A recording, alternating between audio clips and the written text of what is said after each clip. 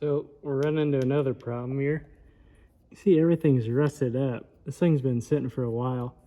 It rubs off, but it's all frothy, the oil and stuff. So I have no clue what that's from. I don't know if it blew a head gasket. Sitting in a humid place because it was up in New York and it's really humid there. It just sat around for 2 years, I think. But I don't know. It's weird because, like, over here, that's not rusty. It's just in certain spots. Like the shafts look good. It's all frothy though. Same thing on this side. I don't know. It's strange. All right, here's my main bearings. Not main bearings, but my mains on my crank. They're pretty scored up. You can't really see, but the bores are all scored up, every cylinder. This thing has less than like 100 miles on it, so I'm not exactly sure what went wrong. It has good oil pressure. I have no clue. Here's my mains, high volume oil pump, 72 HV. I haven't pulled the rod bearing off. I don't think I'm going to. I think I'm just gonna slap it together and send it on its merry way. Like I said, I have no idea. Like, bearing doesn't really catch your fingernail. I mean, you can feel it, but nothing catches it, if that makes sense. But the mains, you can feel it. And if you look at the mains, there's spots. We can't see it now, I turned it over, but there was spots where you could see where the bearing had sat for a while, and there's a little rust spot on there. So I think it just sat for so long, and then it never really got up to temperature, and it was in a humid environment. So I think it just got moisture and everything, and it didn't evaporate the water out, and it rusted the mains, and then the rust went through the bearings. As far as the cylinder walls, I don't know if that got rust in it. It did the same thing. I have no clue. It sat for a while though. So here's the cylinder walls. A lot of scuffing. That one you can't see, but down in there, I don't know if you guys will really be able to see it all that well, but every cylinder is scuffed. You can see it behind the rod there. That one's got it pretty bad. Damn flashlight. There we go. Yeah, sorry, you can't see it, but yeah, they're all scuffed. I'm not even gonna look at the rod bearings because, like I said, this engine has less than 100 miles on it. I've had it out twice before it had a bent ring, so I know one of the cylinders would be scuffed just because where that ring was messed up, kind of put a groove in the cylinder. All this stuff's brand new and already paid for it, so we're just gonna run it. We're gonna put it back together, pretend we never saw this, and it's gonna be good. I'm gonna enjoy the car. You guys are gonna enjoy the stuff that I do with it, and we're all just gonna pretend that we never seen any of this. All right? Sounds good to me. All right, so I got my valve lash set, 17 thou. The cam card calls for 22, but that's hot lash. This is cold, obviously. Had an intake gasket laying around. Used the cork. My dad's gonna be pissed that I use these. He hates when I use these. He prefers silicone. I had them laying around. I figured might as well use them up. Don't know how long this thing's gonna last. No one in town had an oil pan gasket, so siliconed it up. I did have the end rails, new ones of those, so that was good. The picture showed that it kind of kicked out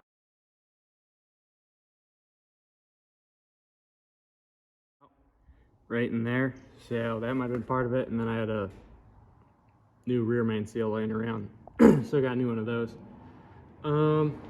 These header gaskets, they're pretty sweet. I've reused them like 3-4 times.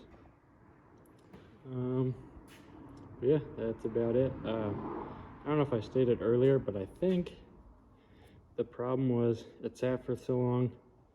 Engine never got up to temperature, got started up, moved around a whole bunch of times in a humid environment, and it just rusted inside, or maybe a slight leak in the head gasket, and then obviously that water got in the oil, everything, and then everything rusted, and that's why the cylinder walls look so bad and scored up, because there's probably rust on it, and then you just see the scratches from the rust, or like the rust came off easier than if it was just like good metal. And then you could see, I know I said this, but you could see like a little circle where the bearing sat and where it ate away in the rust. I think that's the cause. I just checked to make sure that this plug is in here, that there's a like a little freeze plug that goes in there that directs the oil out to the filter and then comes back up through and oils everything, and that's in there in the correct place. I did a depth check through this hole, so that's in there, so it's not like it's pumping a bunch of shit like the oil was going the wrong way. But yeah, I mean, that's the only thing I could think of, because everything's brand new in this. I cleaned everything really well. Like I assembled this in my house, so it was clean the first time, and then the second time was in my dad's garage. I think I did a video on that, and cleaned everything there. Like there's no way it could be dirt. Like I don't think anyways how bad everything looks. So I mean, just like look at this, like that's pitted on that one. Like I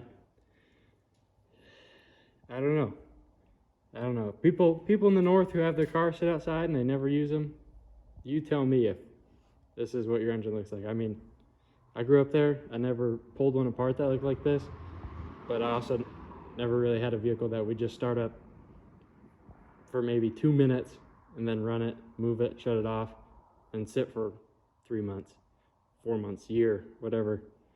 And yeah, I don't know. Just kind of disappointed with myself because I feel like I did something stupid, but I don't know what I did. So maybe you guys can help me out and pray for me that this thing lasts a little while, because I got a bunch of money tied up into it.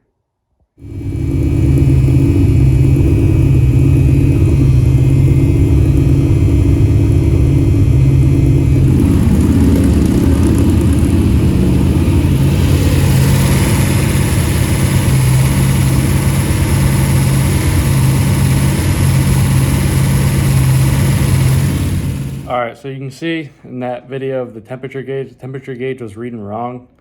It's just one from AutoZone, so that's kind of what messed me up on everything, I believe. So this is my new hypothesis versus the rust in it. I mean, it doesn't make sense, but I was losing my mind at the time, so I was just trying to figure something out of what was going on. But it doesn't make sense. I'm sure there'll be people commenting who don't watch the end, be like, that's stupid. Yeah, it is kind of stupid. But there definitely was a rust ring where the bearing sat for a while, so there's definitely rust in there. So, but that's not the reason why. So I forget what the temperature gauge said, but it said like 170 or something, or 180, and it was already up to 194, and that's just like a Harbor Freight laser thermometer. So who knows how accurate that is, but you can tell like standing by the car that it was definitely warmer than what it was. And I took my girlfriend for a drive, like when I first brought it back down to Texas from New York, went down the road and it locked up, which is weird because it's an automatic. So I didn't know if it was something in the rear end, transmission, but it didn't want to start, so I had to tow it back. So I'm like, but the battery's always having a problem. It's always been a pain in the ass to start. I don't know if it's battery. I got good cable. But anyways, I got it back to the house, and then I put on battery charger, it started up, but it also allowed it time to cool down and unseize. But I didn't think it was the engine because it's an automatic, because it locked up the rear tires and skidded going down the road. So I'm like, an automatic shouldn't do that. It must have been something in the transmission, something in the rear end messed up. But it has a full manual valve body on it, so maybe that locks it in gear, I'm assuming, for engine braking or something. I don't really know, but it's a turbo action reverse manual valve body. It's an older one. So I didn't know what happened. I didn't know if I like kicked it in between second and third or something like that, but it was in third, and I was just blipping the throttle, just like not flooring it or anything, just trying to get some heat in it going down the road. And that's when it locked up. I had my fan on. Like, I looked at the gauge, I checked all the oil before I left, everything was fine, and it was at like 200 degrees. I'm like, perfect. So we got on the road, stayed at 200 degrees, and I just locked up. So that's what scored the cylinder walls. That's why the bearings look like that, because it got really hot. So I don't know how hot it gets. I think that gauge gets stuck at 200 degrees. That's the hottest it'll go, even though it's already like 20 degrees off or whatever it is.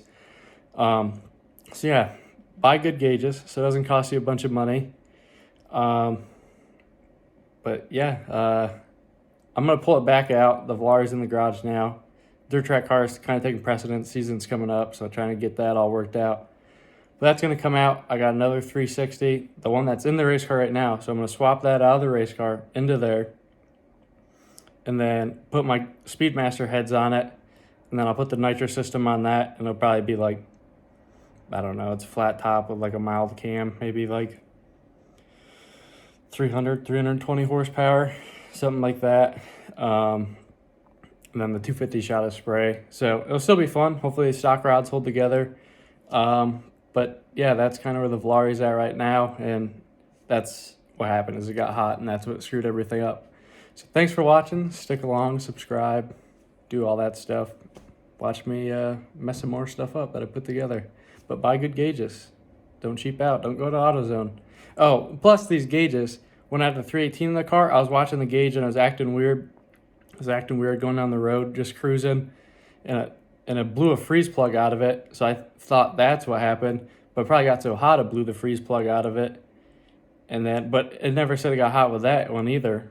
And that one it melted the head gasket out. I still have the head gaskets for that because it's pretty cool that I melted them. But yeah, so those gauges, they're going in the trash. They're from AutoZone. Don't buy AutoZone gauges. Buy like Autometer or Race Quip or whatever the hell there is. Just not AutoZone ones.